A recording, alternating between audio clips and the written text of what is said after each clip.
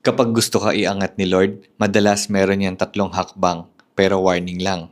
Hindi yan para sa mahina ang puso. Kasi ang pruning at obedience, masakit yan. Mabigat yan.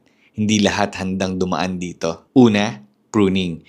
Tinatanggal ni Lord lahat ng bagay na hindi para sa'yo. Pwedeng tao, ugali, o kahit opportunities na akala mo kailangan mo. Hindi para parusahan ka, kundi para iposition ka sa tamang lugar. Kaya wag mo iisipin rejection yan. Redirection yan. Yung iniisip mong pagkawala, protection at preparation yan galing sa Diyos. Ang pangalawa, obedience. At ito ang pinakamahirap. Minsan, hihingin ni Lord na bitawan mo yung gusto mo. Magpatawad kahit masakit.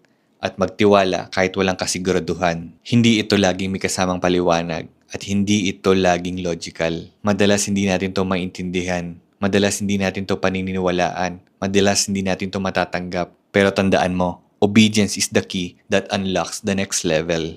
Kung hindi ka pa handang sumunod kasi hindi mo gets kung bakit, baka hindi ka pa handa sa elevation na hinihiling mo. Pangatlo, sudden elevation. Pagkatapos ng pruning at obedience, bigla na lang bubukas ang mga pinto. Darating ang promotions, aapaw ang mga blessings. Yan yung madalas natin naririnig sa iba na pag dumating na yung blessings, sinasabi nila sobra-sobra yung binigay ni Lord, hindi nila in-expect. Pero tandaan, hindi yan sudden kay God. Matagal ka na niyang hinahanda.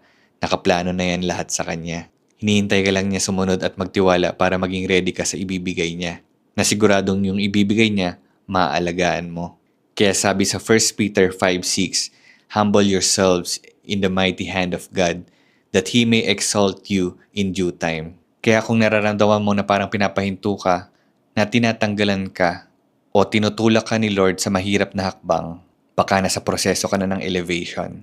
At uulitin ko, hindi ito para sa mahina ang puso.